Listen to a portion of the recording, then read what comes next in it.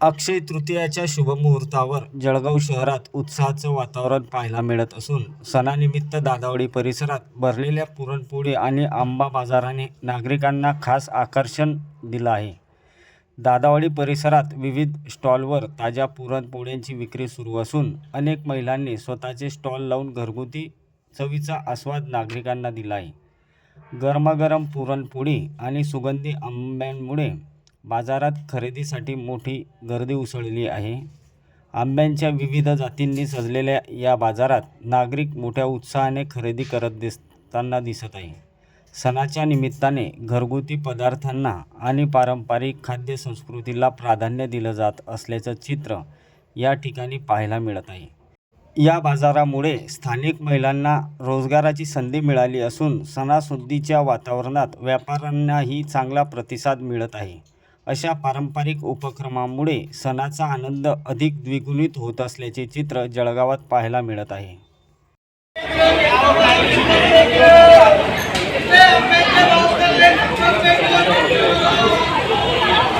त्यासाठी आपण जे नैवेद्य देतो त्याच्यासाठी पुरणची पोळीचं महत्त्व आहे आणि त्या महत्त्व पुरणपोळीला असल्यामुळे आम्ही लोक इथं पुरणची पोळी घ्यायला आलेले आहे। म्हणजे चांगल्या प्रतीच्या व चांगल्या क्वालिटीच्या पुरणच्या पोळ्या मिळतात म्हणून आम्ही सकाळपासून इथे नंबर लावून उभे आहे। तरी ह्या पोळीचं महत्त्व या पुरणाचं महत्त्व आमच्या पूर्वजांना लागू याच्यासाठी आम्ही आलेलो आहे।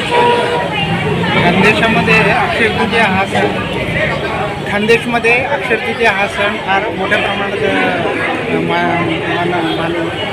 साजरा करतात आणि अक्षय तृतीयेला आपले जे आई वडील वगैरे कोणी जे काही वारले असतील त्यांच्यासाठी साध्य म्हणून पुरणाची पोळी नंतर घागर वगैरे भरली जाते आणि हा सण मोठ्या प्रमाणामध्ये साजरा केला जातो। मी इंदुबाई गायकवाड सोनीनगर या परिसरात राहते। पुरणपोळी बनवते मी दादावाडीच्या पुलापाशी। या सणाला पुरणपोळी आणि सांजोरीचं खूप महत्त्व आहे। खूप महत्त्व आहे पुरणपोळीचं आणि याला खूप खर्च लागतो। 60 रुपये किलो गुळ, 35 रुपये किलो गहू आणि 95 रुपये किलो डाळ। आम्हाला नाही का 3 ते 3.5 हजार रुपये खर्च येतो या 10 किलोच्या पोळी बनवायला। तर आम्हाला खूप मेहनत असते, रात्रभर जागरण करावं लागतं।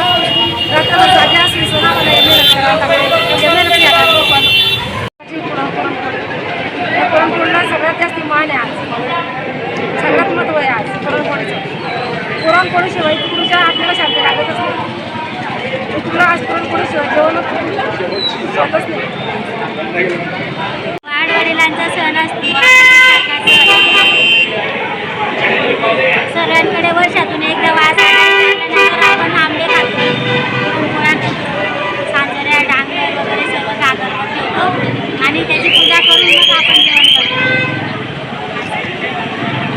सगळ्यांना बोलवतो, वाडवडिलांना देणगं भरतात, वर्षातून एकदा करतात, कोणी वाढ करतात।